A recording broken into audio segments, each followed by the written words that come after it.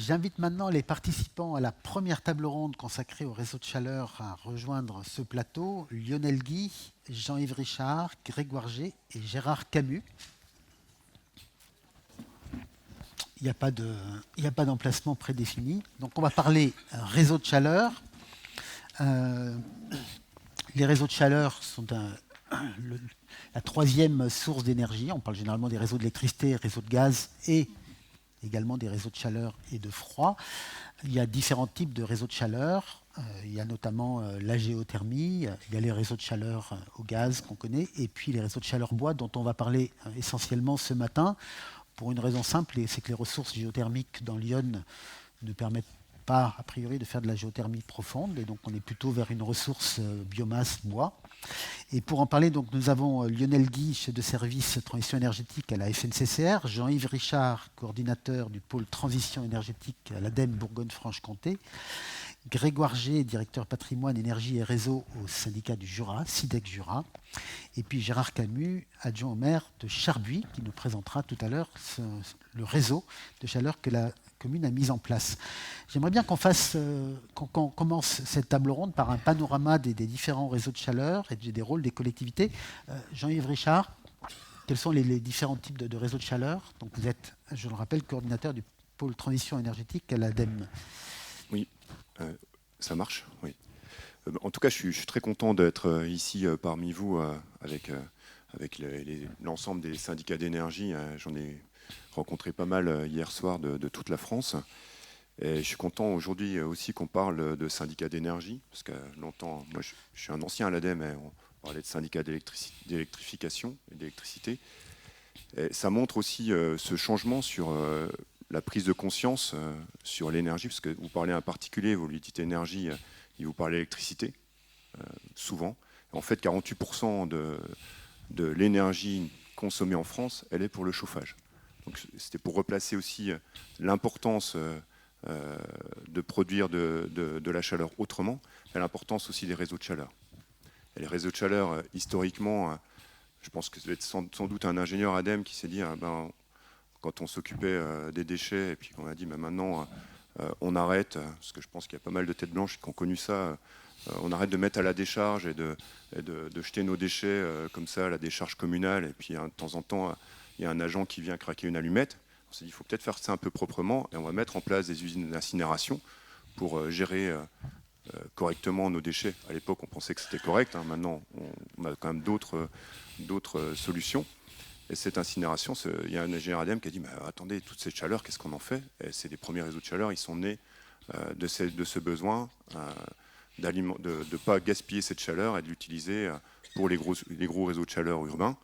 Et après, le reste, ces réseaux qui se sont étendus, souvent le complément, moi j'en ai connu, des compléments c'était du charbon, après on a mis du gaz, après on s'est dit ce serait quand même bien que ces réseaux de chaleur ils soient propres, et on s'est mis à faire soit de la géothermie profonde comme en Ile-de-France, parce qu'il y a vraiment cette ressource, et on ne l'a pas ici, vous l'avez précisé, et après on a remplacé ces énergies par le bois. Donc les réseaux de chaleur se sont majoritairement développés sur les grosses agglomérations. Moi je remplace aujourd'hui mon collègue Lionel Sibué, qui devait être là, mais il a un gros dossier à gérer, c'est l'extension du réseau de chaleur d'Auxerre. Donc je pense que ceux qui sont d'Auxerre, il y aura encore des travaux, il y aura encore des... Voilà, parce que vous le connaissez, quand on fait des travaux de réseau, souvent on bloque la voirie. Mais voilà, c'est ces gros réseaux de chaleur qui se sont développés en France. Aujourd'hui, il y a 1000 réseaux de chaleur à peu près sur le territoire français. C'est 26 TWh, ça ne veut rien dire, mais ça peut-être aussi, il y a des énergéticiens, mais c'est environ 3 millions de logements, donc c'est conséquent. Et souvent, c'est un peu la seule solution de décarboner, c'est de passer par ces réseaux de chaleur. Donc c'est vraiment quelque chose... C'est l'équivalent de 3 millions de logements, oui. Ou c'est 3 millions de logements retournés? C'est l'équivalent. C'est l'équivalent. Et ce qui est important aussi de préciser, moi je gère le fonds chaleur, qui est un peu l'outil de développement des énergies renouvelables pour produire de la chaleur en France. Aujourd'hui, le fonds chaleur, il a aidé plus de 10 000 projets. Donc, ces 1000 projets de réseau de chaleur, c'est 26 TWh, c'est la moitié de ce qu'on a de la production en chaleur renouvelable du fonds chaleur. Donc c'est extrêmement important. Et aujourd'hui, on peut encore développer ces réseaux, notamment en Bourgogne-Franche-Comté, avec encore du verdissement des réseaux de chaleur existants, c'est-à-dire qu'il y a encore du gaz, des énergies fossiles pour produire de la chaleur dans ces gros réseaux. On peut les verdir en les convertissant notamment en bois énergie. Et puis on peut en créer beaucoup d'autres. Après, il y a le réseau de chaleur, je pense que la FSR en parlera peut-être mieux que moi, mais réseau de chaleur en termes, quand on parle de juridique, c'est-à-dire distribuer de la chaleur à des abonnés, c'est-à-dire c'est pas que pour vous, c'est pas parce qu'on a des réseaux de chaleur qui sont techniques, collectivité, j'ai des bâtiments, je veux mettre en place un système de production unique pour l'ensemble de mes bâtiments, ça c'est un réseau de chaleur technique, il n'y a pas de vente. Mais là on parle de réseau de chaleur juridique, il y en a 1000. On a une étude qui a été réalisée en Bourgogne-Franche-Comté. Et on a encore des capacités, notamment d'étendre des réseaux. Il y a 16 réseaux qui pourraient être étendus. Et des réseaux de moyenne taille, il y en a encore 70 qui pourraient être créés. Voilà, pour majoritairement des communes de plus de 10 000 habitants. Mais on peut descendre beaucoup plus bas. On a des projets, notamment menés par des syndicats d'énergie en régie, pour des communes de 300 habitants. Donc c'est possible. Lionel Guy, vous êtes chef du service transition énergétique à la FNCCR. Quel rôle les collectivités peuvent jouer dans le déploiement des réseaux de chaleur? Déjà, bonjour à toutes et tous. Merci de nous donner la parole aujourd'hui. Donc, effectivement, les collectivités jouent un rôle majeur dans le développement des réseaux de chaleur. Elles peuvent effectivement intégrer le développement de ces réseaux dans le cadre de leurs exercices de planification énergétique, dans le cadre de schémas directeurs qu'elles peuvent travailler sur le territoire pour aller regarder les sources de production, également les consommateurs. Elles ont une compétence qui permet de mettre en place le service public de la distribution et de la production de chaleur. Alors, je ne vais pas rentrer trop dans les aspects juridiques, mais c'est une compétence qui est confiée à la commune, qui peut donc développer des réseaux sur son territoire. Elle peut transférer cette compétence à un établissement public comme le syndicat d'énergie, qui peut lui-même exercer cette compétence directement ou la déléguer à un délégataire. Et pour compléter un peu le panorama des chiffres clés, on a aujourd'hui 80% des réseaux qui sont gérés par des collectivités, 40% à peu près, 50% par des délégations de services publics et 50% par le biais de régie ou directement par des marchés publics. Donc les collectivités, elles ont ce rôle de planification, d'organisation du service public. Elles sont aussi un des principaux consommateurs sur ces réseaux de chaleur. Donc elles peuvent faire le lien sur leur propre bâtiment, auprès des bailleurs sociaux, auprès des établissements de santé sur le territoire. Elles ont aussi des capacités juridiques comme le classement de réseau qui va permettre de faciliter le raccordement au réseau. Et puis la palette d'action des collectivités, elle est très large. On y reviendra au cours de cette table ronde. Elles peuvent gérer donc les réseaux dans le biais de délégations de services publics. On confie une partie du financement de la réalisation de ces réseaux à des entreprises privées. Elles peuvent effectuer cette gestion en régie directe. Par le biais de marchés publics et aussi en créant des structures locales dédiées. On y reviendra un petit peu plus tard, mais les sociétés publiques locales, les CEMOP, donc des SEM à opération unique, où on va co-construire le réseau avec un partenaire privé. On a des SPL, notamment en région Île-de-France sur la géothermie profonde. On a des SPL aussi, bois énergie, qui commencent à se développer. Et puis on voit fleurir aussi au niveau des syndicats d'énergie les contrats, les fameux CCRT, les contrats de chaleur renouvelable territoriaux, en partenariat avec l'ADEME, pour aller accompagner le développement de la chaleur renouvelable sur les territoires auprès des acteurs publics ou des acteurs privés. Donc la palette d'action est très large pour les collectivités. Il a déjà exploré la moitié des sujets, la table ronde est presque terminée. Non, mais on va rentrer dans le détail, on va aller plus loin. Jean-Yves Richard, je vous repasse la parole. Est-ce que vous pouvez nous dresser un rapide portrait du potentiel de Lyon en réseau de chaleur? Oui, j'en ai parlé tout à l'heure, mais c'est vrai qu'aujourd'hui, les gros consommateurs, enfin les gros réseaux de chaleur, c'est censé au CER. Voilà. Et après, sur des petits réseaux... 300 habitants, c'est possible en fait.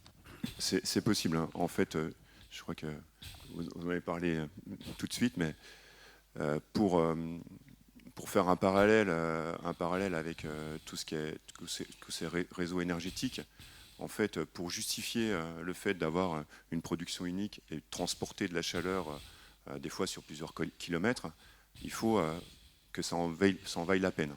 Voilà, c'est un peu pareil que quand vous faites un projet éolien, si vous devez aller jusqu'à un transfo qui est très très loin, il faut qu'il y ait quelques éoliennes, quoi. Et là, c'est pareil, si vous voulez casser de la voirie, vous connaissez ça très très bien, les syndicats d'énergie, casser de la voirie, puis aller à l'autre bout du village. Il faut qu'à l'autre bout du village, il n'y ait pas qu'un particulier, mais qu'il y ait quelque chose d'assez conséquent. Et c'est vrai par exemple, on a passé des projets, dans le cadre des CCRT, des projets en Haute-Saône avec la régie du CIED. Sur une commune de 300 habitants, ils ont fait un réseau quand même assez conséquent. En fait, ils sont allés chercher l'EHPAD.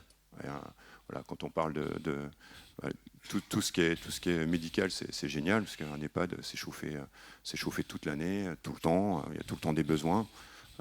Les résidents sont toujours là, enfin, assez longtemps en tout cas, mais et c'est super pour justifier le fait de mettre un réseau et puis d'avoir un gros consommateur, et derrière on peut connecter les autres bâtiments de la collectivité, mairie, école, où on a des besoins un peu plus faibles ou en tout cas de manière discontinue. Donc voilà.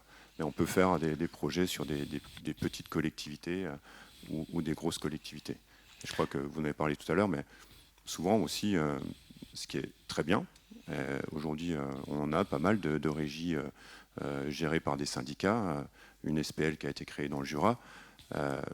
Des fois la commune elle vous dit c'est super votre projet, là vous nous avez montré un projet, après l'étude de faisabilité on peut faire 1 km de réseau, il y a 2,4 millions de travaux, mais en fait moi je vais mettre 2,4 millions de travaux, moi commune, pour aller puis les gros consommateurs, c'est l'EHPAD et le collège. Pourquoi je mettrais cet argent pour approvisionner l'EHPAD et le collège? Et là, par contre, quand il y a une structure qui peut porter à sa place et facturer au client, la commune, elle est quand même beaucoup plus favorable au projet et ça ne l'endette pas pendant 2-3 mandats.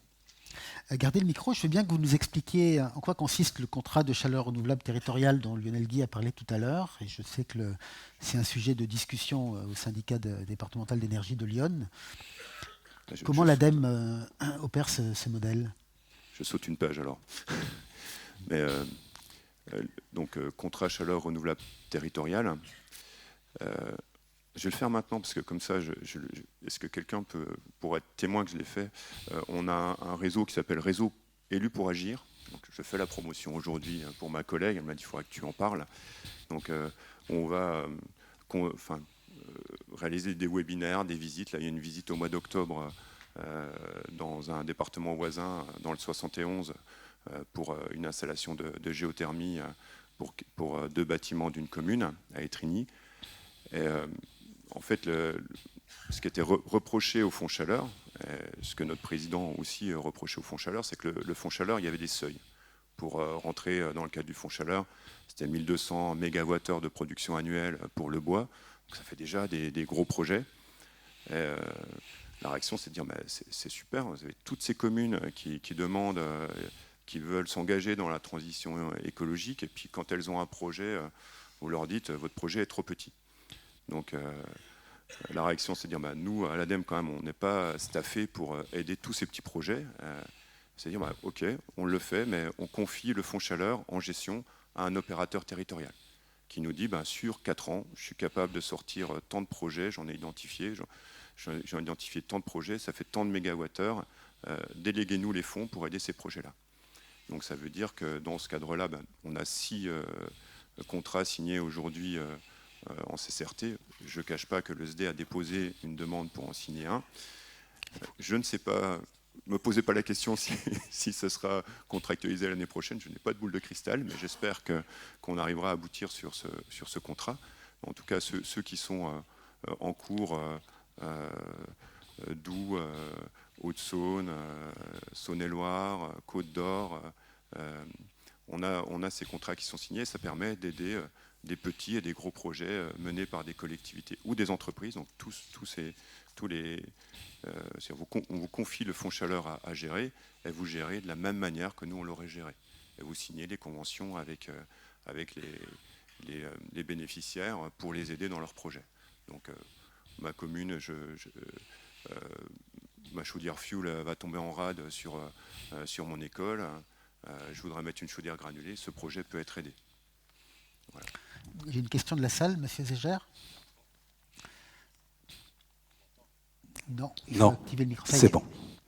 Oui, le syndicat a déposé le 29 septembre dernier officiellement auprès de l'ADEME le CCRT, ce contrat de chaleur.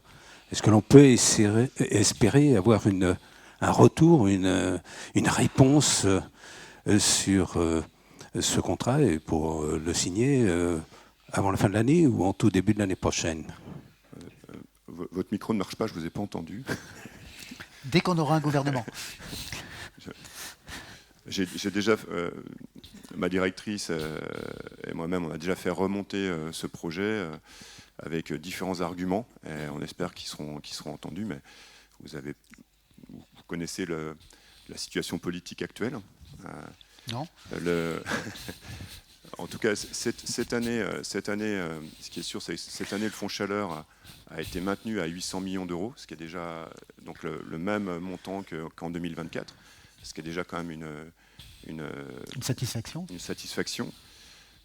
L'argument qui prime aujourd'hui sur ce fonds chaleur, c'est qu'on a distribué depuis sa création 5,1 milliards d'euros, donc c'est quand même pas mal. Hein. Par contre, voilà, l'argument, c'est que sur la balance commerciale, ça permet d'économiser 2,5 milliards d'euros par an. Donc c'est aussi l'argument un peu choc sur ce fonds chaleur, c'est que voilà, c'est des énergies fossiles qui ne sont pas achetées à l'étranger, et ça fait marcher des entreprises locales sur des énergies renouvelables. C'est aussi des milliards de travaux qui sont engagés. Donc pour l'instant, ce fonds chaleur est maintenu. J'avoue, je n'ai pas de boule de cristal pour l'année prochaine, mais en tout cas, sachez que pour l'ADEME Bourgogne-Franche-Comté, c'est un dossier prioritaire. On mouillera la chemise pour essayer de faire passer ce projet. Ce n'est pas une réponse, mais c'est déjà une réponse. Grégoire G, vous êtes directeur patrimoine, énergie et réseau SIDEC Jura. Et le contrat de chaleur renouvelable territoriale, c'est quelque chose que vous connaissez bien? Oui, bonjour à tous et merci OSD de m'accueillir. Simplement, juste une petite aparté. J'étais intervenu il y a plus d'une dizaine d'années aux assises du SD sur l'éclairage public à un moment où le syndicat commençait à se former et à se créer. Et quand je vois maintenant l'avancée du syndicat sur les travaux d'éclairage public, je sais que les assises sont vraiment des sujets concrets et que ça appelle derrière des réalisations. Sur la partie CCRT, nous avons au SIDEC le coordinateur CCRT pour la partie jurassienne, mais nous sommes aussi utilisateurs à titre de projet qu'on monte pour le compte des collectivités du CCRT. Nous en avons signé un qui couvrait la période 2021-2024 et nous en avons re-signé un 2024-2026 qui est déjà prolongé d'un an pour étaler déjà les dépenses dans le temps. C'est un dispositif qui est relativement souple en termes de dépôt de dossiers, surtout pour les dossiers inférieurs à 200 000 euros, qui ne nécessitent pas de commission particulière. C'est un dispositif qui est très tendu financièrement, hein, puisque on reporte certains projets. En tout cas, il a permis de faire émerger une cinquantaine de projets sur la première période et d'économiser 2 millions de litres de fuel par an dans le Jura. Comment vous les faites émerger, ces projets? Vous êtes à l'initiative? Vous faites un appel à candidature? Alors, le SIDEC a la particularité d'intervenir sur la partie bâtimentaire des collectivités en tant qu'ingénierie publique et donc a une connaissance des projets peut-être plus en amont. Et donc, par cette connaissance, nous avons déjà des demandes.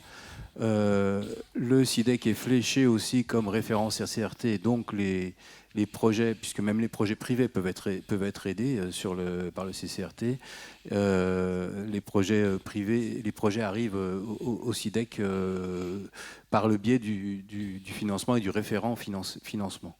Et vous les instruisez de A à Z? Et on les a instruits de A à Z avec une étude de faisabilité menée avec l'AGENA, qui est l'agence locale de l'énergie. Et après, on instruit toute la faisabilité du projet.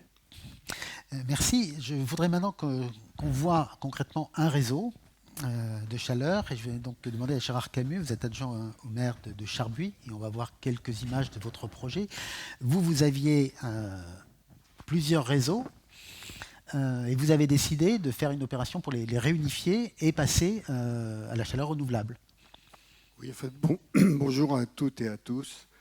Oui, disons que l'idée, la réflexion a commencé le mandat précédent. Vous m'entendez là ? Très bien.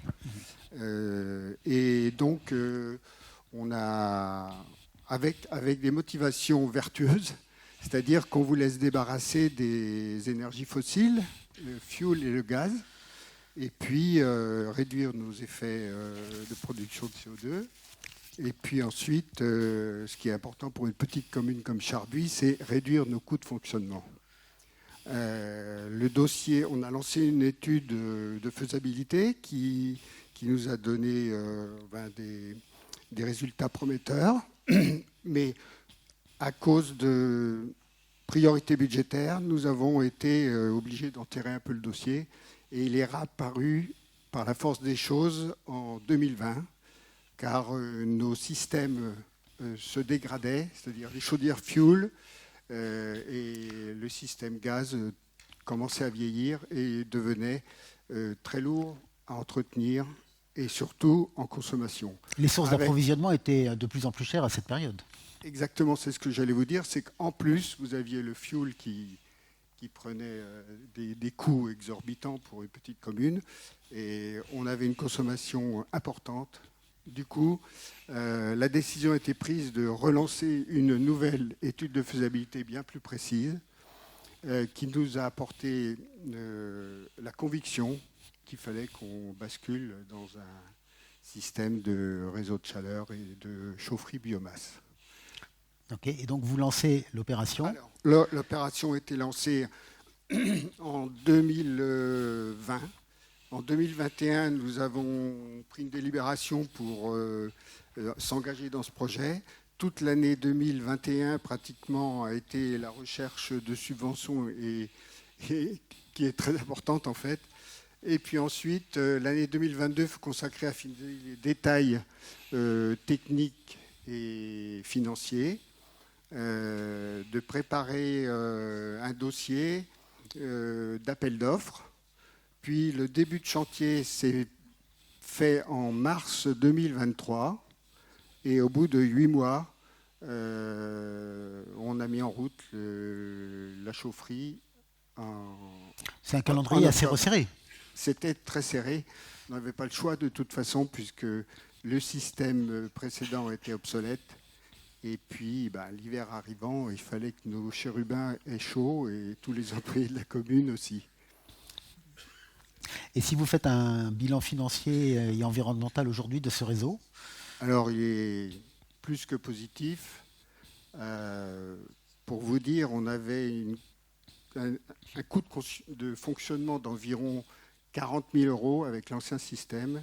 Et on est tombé à 45 000 euros, même si je rajoute l'entretien. Et on est tombé aujourd'hui à un tout petit peu moins de 20 000. Donc vous avez au moins divisé par 2 la facture. 2 ans et demi d'expérience. Là, on rattaque la 3e année de chauffe. Et les prévisions sont très bonnes.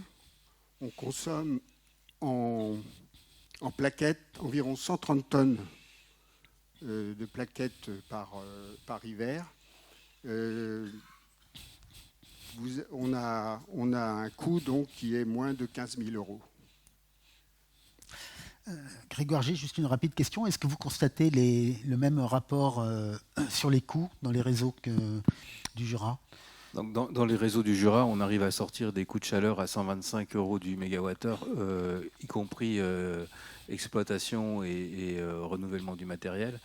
Donc, ce qui est beaucoup plus intéressant que les énergies fossiles, le fuel ou le gaz, qui est assez peu répandu chez nous. On est à plus de 150, voire 170 euros du mégawattheure. Donc, oui, on constate un coût bien moindre sur les réseaux de chaleur et un coût relativement stable et beaucoup moins fluctuant en fonction des événements internationaux. Géopolitique, oui. Le retour sur investissement, c'est combien d'années en général ? Alors, le retour C'est sur des questions que je n'avais pas prévues, mais... Le retour sur investissement, sur des réseaux de chaleur, on est sur des retours plutôt autour de entre 10 et 15 ans, mais c'est des installations qui durent beaucoup plus longtemps que ça. Donc, et c'est avec des prix de l'énergie connus actuellement et très difficiles à prévoir. Monsieur Camus, le retour sur investissement, pour vous, c'est combien de temps à peu près? Écoutez, nous, on attend moins, c'est-à-dire sur 7 ans à peu près.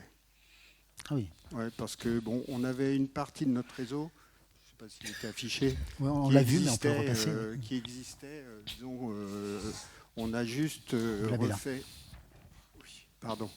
On a juste refait la partie chaufferie qui était décentrée pour des questions de gestion d'approvisionnement par des surmorques. Et on a eu à refaire un réseau primaire de 370 mètres à peu près. Tout le reste, entre les bâtiments, il existait déjà un réseau puisqu'on avait 2 chaudières fuel qui alimentaient des groupes de bâtiments. Monsieur Richard, cette durée de retour sur investissement, elle est assez similaire à ce que constate l'ADEME, entre 7, 10, 15 ans?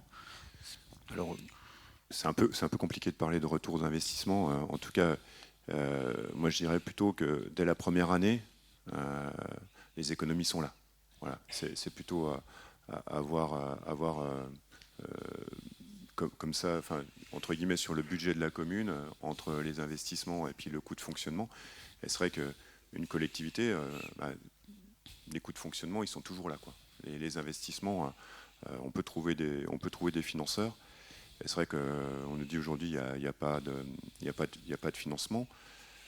Quand on voit les plans de financement qui nous sont déposés sur les projets de réseau de chaleur, entre le fonds chaleur de l'ADEME ou le fonds dans le cadre des CCRT, des aides régionales, des aides des fois du FEDER, des aides de la DECIL, des ETR ou encore des aides des départements sur certains cas. Des fois, sur les projets qui nous sont déposés au CCRT dans certains départements, on est obligé de dire, nous, on est obligé d'appliquer un plan de financement, on a des règles, on est obligé d'arrêter à 65%. Là, le projet il est déjà à 80%, on ne peut rien faire, quoi. Donc, il y a quand même des optimisations financières aujourd'hui, encore aujourd'hui, en tout cas, moi, ce que je vois sur les plans de financement, ils sont quand même très bons. Et sans parler des C2E coups de pouce pour le raccordement au réseau, qui ne sont pas comptabilisés dans les aides publiques, donc qui viennent en plus. On a quand même des plans de financement qui sont extrêmement intéressants. J'aimerais bien qu'on parle maintenant du modèle contractuel. Lionel Guy, vous les avez évoqués rapidement. DSP, SPL, Régie. Est-ce qu'il y a un modèle qui se dessine ou c'est plutôt en fonction de chaque projet? Alors, un projet de réseau de chaleur, c'est un projet qui s'inscrit dans une logique territoriale. On va essayer d'aller valoriser de la chaleur renouvelable, de la chaleur de récupération présente sur le territoire. Et c'est aussi un projet qui va s'inscrire dans une histoire et dans une volonté d'une collectivité de développer un service public. Donc il existe un certain nombre de modèles que j'ai présentés tout à l'heure, on va y revenir, mais nous côté FNCCR, on promeut plutôt une méthode de choix un peu à la moulinette. On va se poser un certain nombre de questions au niveau de la collectivité. Déjà, quel est l'objectif qu'elle souhaite développer à travers son réseau de chaleur? Quelle est la stratégie? Est-ce qu'elle veut faire un réseau plutôt technique, plutôt pour l'ensemble des consommateurs? Est-ce qu'elle veut garder la maîtrise directe ou est-ce qu'elle préfère la déléguer? Quelle est son appétence aussi au risque? Est-ce qu'elle a une capacité en interne de gérer les étapes de faisabilité, de construction, d'exploitation, de maintenance? Est-ce qu'elle a des ressources humaines suffisamment capées? Ou est-ce qu'elle préfère transférer cette compétence à un syndicat d'énergie qui a plus de moyens, qui peut mutualiser, ou à un partenaire privé? Il y a l'aspect financier, on en a parlé sur les coûts de production, mais il y a toute la partie de financement.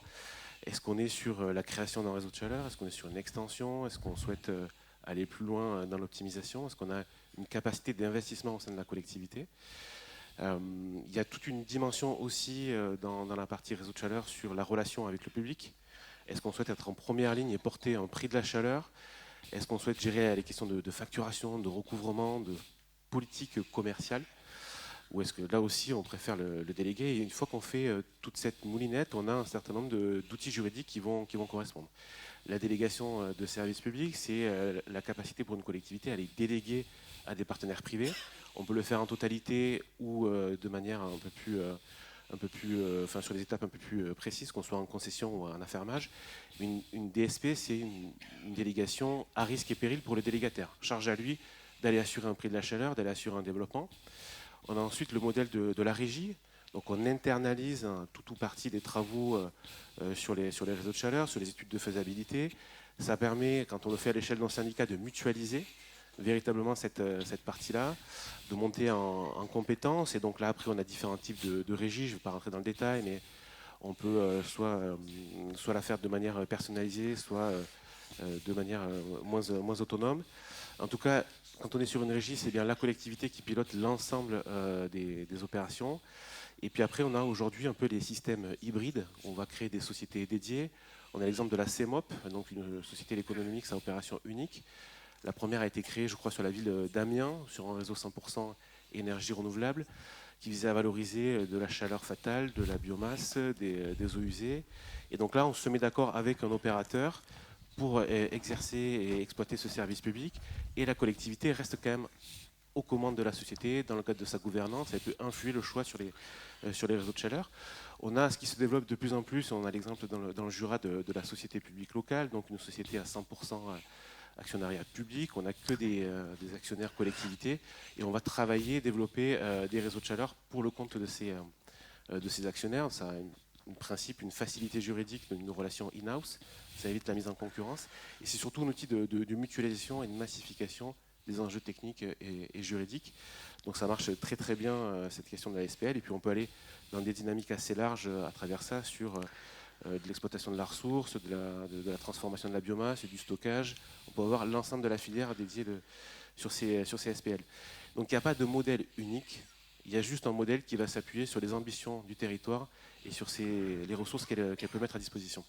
J'ai une question dans la salle, mais juste avant, je voudrais que M. Camus nous dise le modèle juridique qu'il a choisi et pour quelles raisons. Et après, poser la question également à Grégoire Chez, pourquoi la SPL? En fait, nous, on a géré ça nous-mêmes.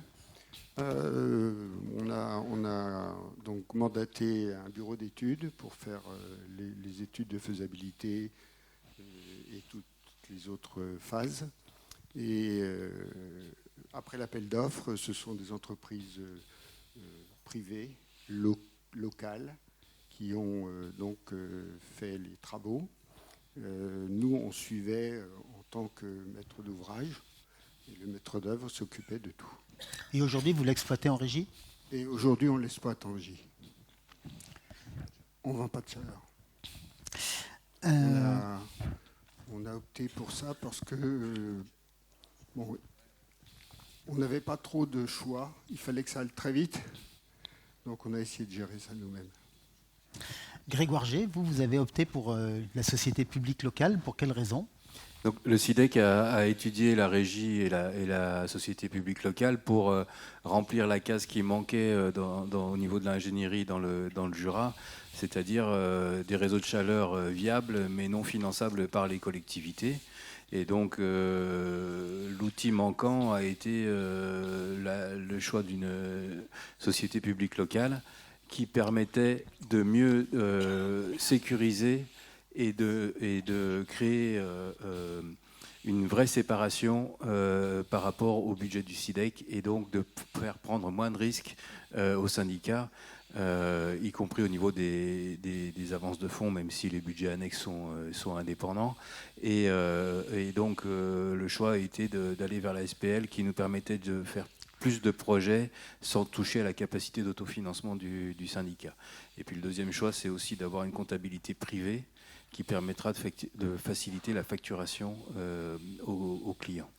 Et chaque projet suppose que la collectivité devienne actionnaire de la SPL. Donc la SPL fonctionne avec effectivement un actionnariat 100% public et ne peut développer des projets que pour ses actionnaires. Donc à chaque projet, on fait rentrer un nouvel actionnaire, on vend une partie de l'actionnariat, on fait rentrer un administrateur du SIDEC supplémentaire pour garder la majorité, parce qu'on ne veut pas que la commune de un tel choisisse d'influencer le réseau d'une autre collectivité. La commune transfère la compétence réseau de chaleur au syndicat, et le syndicat confie le réseau via un contrat de concession à la SPL. La SPL construit, exploite, vend la chaleur, calcule son prix de chaleur réseau par réseau. Il n'y a pas de péréquation, hein. Chaque situation est la même. Et donc le prix de chaleur équilibre les frais de fonctionnement plus l'achat d'énergie pour alimenter le réseau de chaleur. Combien d'actionnaires aujourd'hui? 2. Deux. Okay. Le syndicat est la première commune avec laquelle nous avons construit un réseau. Nous avons 2 autres études en cours. Tant que les chiffrages ne sont pas actés, les communes ne sont pas sûres de rentrer dans l'actionnariat. Pour le moment, c'est le SIDEC qui porte les études amont pour ces communes. Et puis, au fur et à mesure, on fera rentrer. C'est une SPL qui est dimensionnée pour gérer entre 5 à 6 projets et un montant global de 16 millions d'euros. J'ai une question de la salle, Guillaume Dumay. Oui, bonjour à tous. De nouveau, d'abord je voulais remercier l'ensemble des intervenants pour les propos qu'ils ont tenus, mais en fait je me sens un peu mal à l'aise vis-à-vis de ce qui a été dit, parce que visiblement, toute cette table ronde là traduit notre addiction à l'argent public. On ne fait pas les projets sans les subventions. Sauf que, je suis désolé, mais au niveau national, au niveau de l'État, au niveau des collectivités locales, il n'y a plus un rond. Donc, est-ce que, et ma question s'adresse à l'ADEME, il y a une forme, j'allais dire, de pérennité pour ce genre de modèle à partir du moment où il n'y a plus de subventions? Parce que j'ai l'impression qu'on fait des projets parce qu'on est subventionné et non pas parce qu'on en a besoin. Il y a quand même l'argument de la solde de la balance du commerce extérieur qui joue dans l'approvisionnement en énergie fossile qui se réduit. Après on peut changer de culture, hein, c'est vrai que... Mais il y a pas mal de collectivités ici.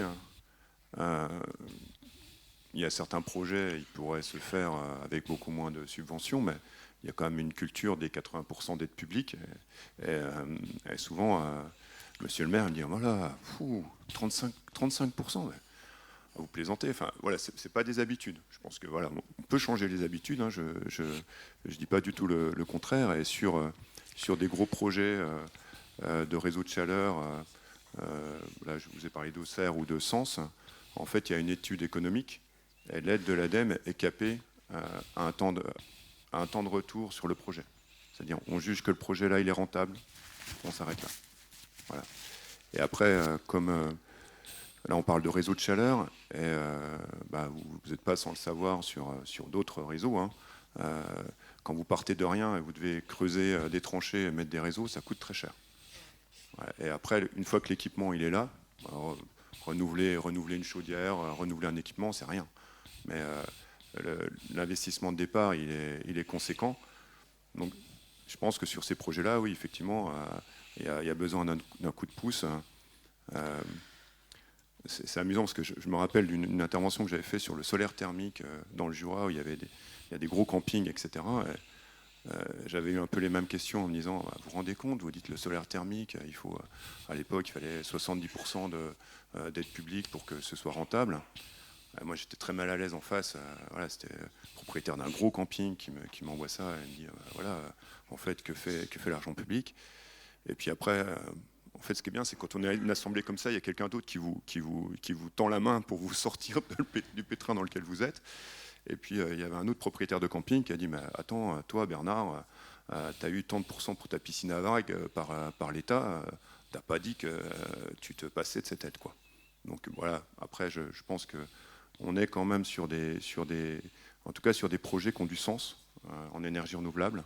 Qui ont du sens aussi pour la balance commerciale au niveau de la France sur les aspects énergétiques.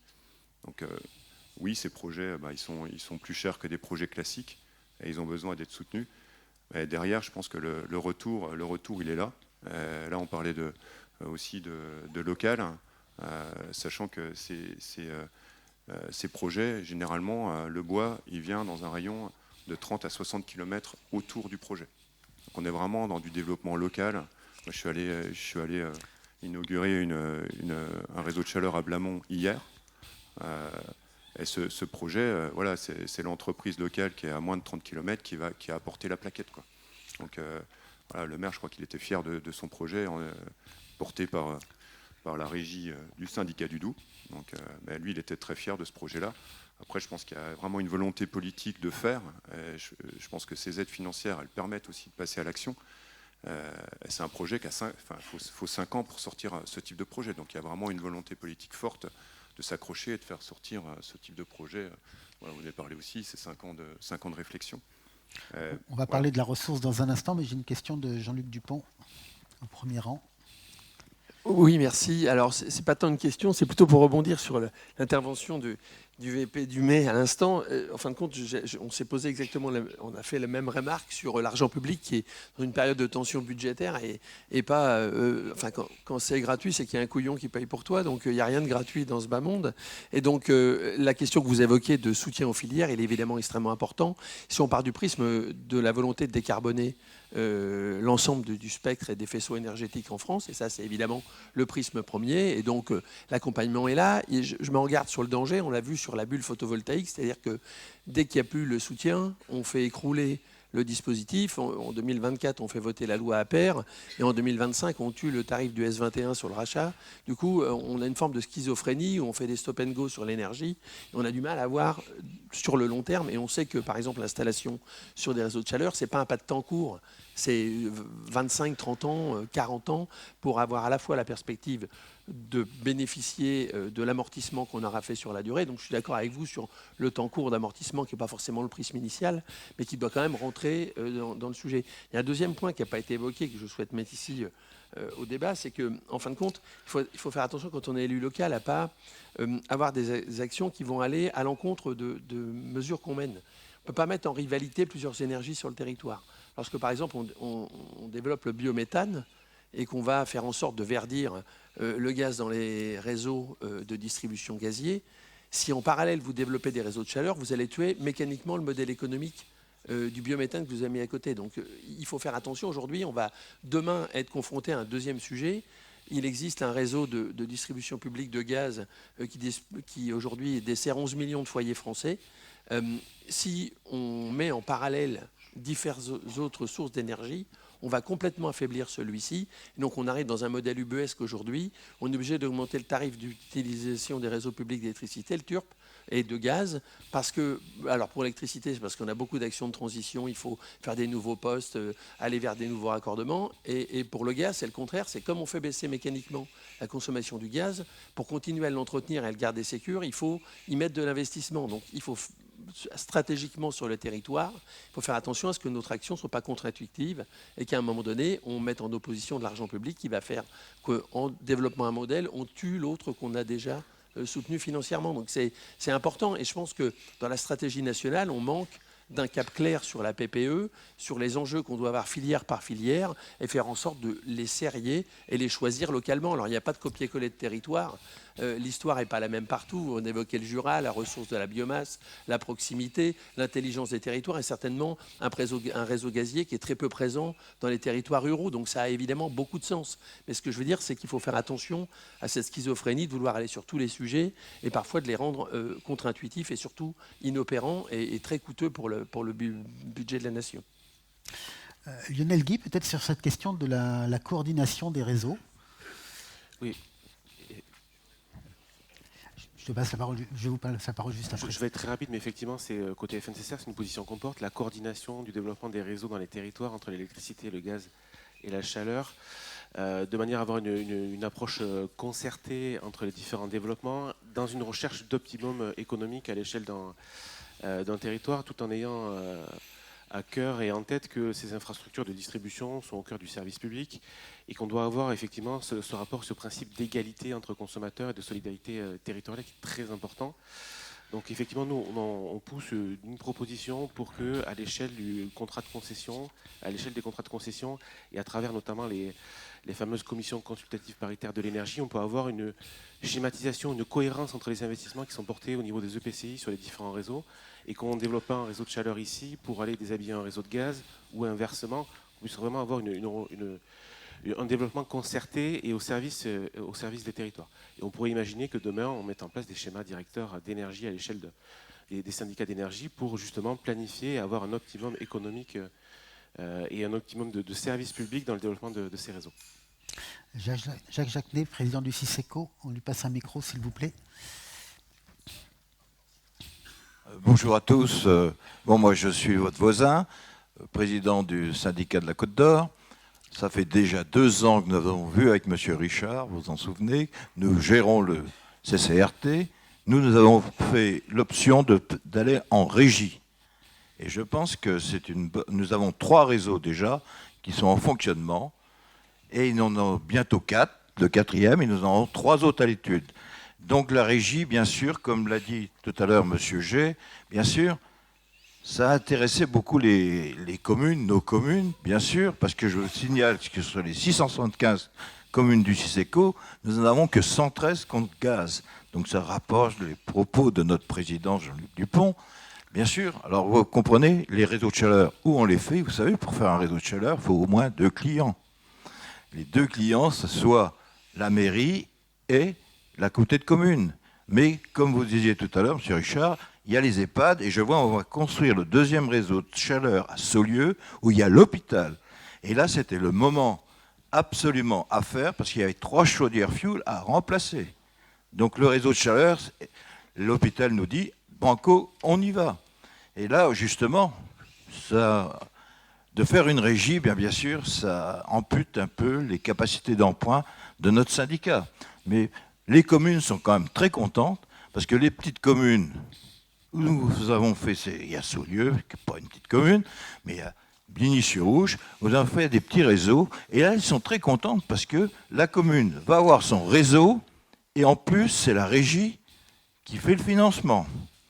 Bien entendu, pour répondre, s'il n'y avait pas les subventions, comme je viens, eh bien, nous n'arriverions pas à faire ces réseaux de chaleur. Dans ceux que nous avons à l'étude, il y aura les réseaux C2E coup de pouce. Là, ça vaut la peine. On va arriver à des réseaux qui ne nous coûteront pas très cher. Voilà. Donc, à nos collectivités. Donc, à nous, faire attention aux emprunts dans nos syndicats. Voilà ce que je vais vous rajouter. Mais nous sommes très contents d'avoir opté pour une régie. Merci. Je voudrais qu'on parle maintenant de la ressource, puisqu'on est dans des réseaux de chaleur bois. Monsieur Camus, je vais vous passer la parole à nouveau. Comment vous avez géré comment vous allez gérer l'approvisionnement dans les années qui viennent et sécuriser la ressource? Est-ce que vous faites appel à des entreprises locales? Est-ce que vous allez chercher le bois très très loin? Est-ce que vous avez de la visibilité? Je n'oserais pas dire oui. Actuellement, nous sommes donc approvisionnés par une société locale qui, comme j'ai entendu, se fournit en bois dans les, je pense, 70 ou 100 km à la ronde. Pour l'avenir, on souhaite toujours continuer de s'approvisionner comme ça.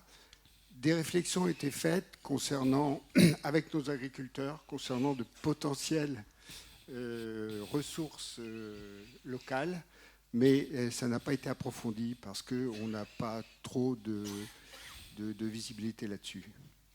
Grégoire G, même question, sécurisation de la ressource, sachant que la forêt du Jura souffre un petit peu ces derniers temps. Elle souffre, mais on a encore du potentiel. Le CCRT nous impose déjà d'avoir une ressource avec un rayon de 50 à 80 km autour du point de consommation. Pour ce qui est du premier projet de la SPL sur la commune de Mouchard, qui est la cité du bois, le cahier des charges imposera une ressource à 50 km autour du site. Peut-être un mot de l'ADEME sur cette question de la ressource forestière qui paraissait inépuisable il y a encore 2 décennies. Aujourd'hui, il faut la gérer avec parcimonie. Oui, je voulais aussi répondre à la remarque précédente qui a du sens aussi de dire ne pas mettre des énergies renouvelables en concurrence. Nous, sur les projets qui sont réalisés aujourd'hui, on demande une étude multi-énergie, c'est-à-dire on demande partez pas billet en tête sur du bois, regardez ce qui est possible sur le territoire. On accompagne aussi les Comcom, les comités d'agglomération sur leur plan climat, sur leur politique environnementale. Et après, à elles de définir quelle politique, qu'est-ce qu'elles ont envie de développer sur leur territoire. Mais entre guillemets, on n'impose pas. Ce qu'on impose, c'est décarboner. Après, le moyen de décarboner, après à chacun de s'adapter aussi aux ressources qui sont là au niveau local. Après, sur le bois énergie, on est très vigilant sur ces questions-là, parce que la question de la ressource, elle est réelle. C'est-à-dire que jusqu'à récemment, on disait réchauffement climatique, plus de CO2, la forêt, elle grandit. Elle serait qu'en Bourgogne-Franche-Comté de la forêt, on en a. Hein. On a une des régions les plus boisées. Mais après, là, on s'aperçoit qu'il commence à y avoir une concurrence entre les usages, que la forêt, elle ne croit plus à son régime de croisière. C'est-à-dire qu'avant, on prélevait moins que la croissance globale de la forêt. Et puis, si je crois les chiffres, là, on est dans une étude assez sérieuse réalisée par Fibois et puis par les professionnels de la filière. On aura 10% de disponibilité en moins d'ici 2035, donc c'est des vraies questions. Aujourd'hui, il y a encore 300 000 m3 disponibles. Et puis le bois énergie, c'est vraiment, entre guillemets, la dernière utilisation du bois. Bien sûr, le bois, on en fait avant tout du bois d'œuvre. On a les filières de papetiers, de panetiers, voilà, qui se servent. Et après, on a le bois énergie qui est vraiment en dernier, c'est les déchets soit de l'industrie, soit c'est les coupes d'élagage pour faire du bois d'œuvre. Donc on n'est pas sur prélèvement. Enfin, voilà, quand je vais en commune et puis qu'on dit mais on coupe du bois on coupe pas du bois pour faire du bois énergie. On coupe du bois pour la forêt, entre guillemets, c'est le jardinage de la forêt, quoi. Et c'est les résidus qu'on utilise pour mettre dans les chaudières. Et puis sur particularité, ça c'est mon collègue qui me l'a dit, particularité de Lyon, on est encore en croissance. Donc c'est la région qui se porte le département qui se porte le mieux au niveau de la ressource forestière sur la Bourgogne-Franche-Comté. Donc on peut encore y aller sur le bois dans Lyon. Un complément, Lionel Guy, sur votre poste d'observation, les collectivités commencent à se poser la question de la bonne gestion de la ressource. Et puis, on pourra prendre une ou deux questions dans la salle en clôture de cette table ronde, monsieur, là. Oui, il y a beaucoup de choses qui ont été dites sur le bois énergie. Je ne vais pas insister, mais c'est vrai que pour les réseaux de chaleur, la sécurisation de la ressource, c'est le point central. Et aujourd'hui, on pousse à aussi aller chercher d'autres types de ressources renouvelables ou de récupération. Dans les grands chiffres, on l'a dit au début, mais la première source renouvelable d'alimentation dans un réseau de chaleur, c'est bien une récupération de chaleur sur les incinérateurs. Il y a tout un travail qui peut être fait au niveau de la ressource, par exemple en termes de géothermie, d'aller regarder quelles sont les capacités, notamment sur la géothermie de moyenne puissance. Alors là, il y a des études de faisabilité, des études de potentiel qui sont extrêmement importantes à mener pour s'assurer de la qualité et de la disponibilité de la ressource sur du long terme. Il y a un travail qui peut être fait autour de la chaleur fatale industrielle, avec un travail auprès des industriels pour s'assurer de la pérennité de leurs installations. Donc voilà, la ressource bois, c'est une des ressources qu'on peut utiliser sur un territoire. Il y en a d'autres et l'essentiel, c'est d'aller valoriser ce qui est produit localement. J'ai une question dans la salle, monsieur. On lui passe un micro, s'il vous plaît.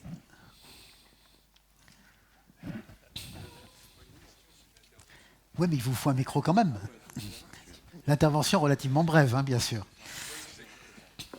Oui, bonjour, Jean-Pierre Raoult, je suis conseiller départemental de Charny, mais surtout ancien dirigeant d'une entreprise de première et deuxième transformation, donc membre de Fibois Bourgogne-Franche-Comté, au bureau de laquelle j'appartiens toujours. Donc évidemment, j'entendais Monsieur Richard parler de la ressource bois sur la Bourgogne-Franche-Comté.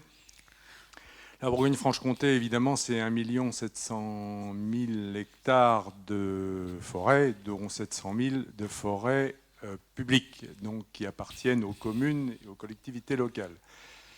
Donc c'est vrai, aujourd'hui, on peut être inquiet sur la montée en puissance de la consommation de bois énergie, mais enfin, il y a des années qu'on en parle, et surtout dans les premières années, dans les années 90, quand on a commencé à parler de bois énergie, au niveau national, je parle, certaines personnes s'étaient interrogées de la même manière sur la ressource et donc, par conséquent, avaient trouvé des solutions. Et des solutions, il y en a. C'est taillis à courte révolution qui permettent de récolter du taillis très rapidement pour alimenter des chaufferies. Bon, on n'en est pas là, puisque malheureusement, il y a encore... très heureusement, pardon, il y a du bois. Et j'allais dire, malheureusement, il y a beaucoup de bois qui est malade. Les forêts de Franche-Comté sont malades. Les forêts bourguignonnes sont malades, donc c'est des bois durs. Et d'ailleurs, toutes les collectivités locales le constatent, parce que régulièrement, dès qu'il y a un coup de vent, les communes ramassent des bois en travers les routes. Donc, phénomène qu'on connaissait un peu, mais là, c'est de plus en plus. Donc, je pense qu'il n'y a pas d'inquiétude là-dessus. Et en plus, je dis, il y a une solution, ce sont les taillis à courte révolution. Voilà, qu'on peut mettre en œuvre très rapidement. Merci. Merci beaucoup. Je crois que j'ai une deuxième question là, puis on clôturera cette table ronde. Monsieur ? Oui, bonjour à tous. Jean Massé, maire de Saint-Puisé et président de la SIC. Je vais expliquer parce que vous avez parlé plein de structures qui sont en train de se mettre en place, mais monsieur le président a fait l'honneur de citer mon nom tout à l'heure.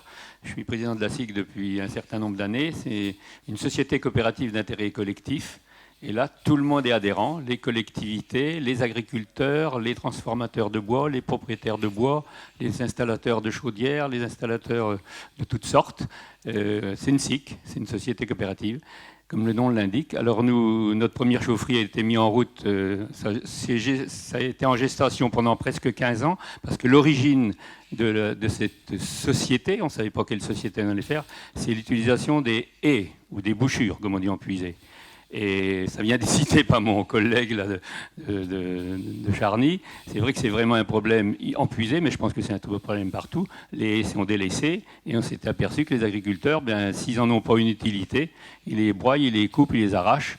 Et si on trouve une possibilité de les exploiter, et puis de faire de la chaleur avec, ça serait très bien. Alors ça s'est créé en un certain nombre d'années. Je suis un petit peu long, je m'excuse, mais toutes les interventions qui ont été faites avant, je bois du petit lait, moi, parce que ça fait 15 ans qu'on parle de ça. Et on est bien aidé par toutes ces structures. Alors je dis la première structure, on vient de la mettre en place là au mois de septembre, elle est ouverte. La deuxième, elle est en train de se fabriquer. On est vraiment au début de notre concept. Et la troisième on est en train de déposer les permis de construire, et ce n'est pas des petites identités. Hein. La première, c'est la piscine de Toussy. La deuxième, c'est Saint-Sauveur avec une maison de retraite, des logements, plus des salles de la commune. Et la troisième, c'est un ensemble d'une autre commune avec tous les services publics de la commune. Vous voyez qu'il y a d'autres solutions. Je pense que je propose au président que l'année prochaine, je vienne avec des chiffres et que j'explique, parce que tout ce qu'on a dit tout à l'heure, nous on l'a avec des chiffres, et l'approvisionnement du bois, c'est du local. Évidemment, ça n'interdit pas de mettre du bois de forêt, mais c'est principalement du bois de haie et du bois qui est non exploité, et souvent non exploité et non exploitable. Merci d'avoir rappelé qu'il existait un autre modèle contractuel, effectivement, la SCIC. Cette table ronde est à présent terminée, parce que le temps nous est compté et qu'il nous en reste une autre. Grégoire G, Lionel Guy, Jean-Yves Richard, M. Camus, merci.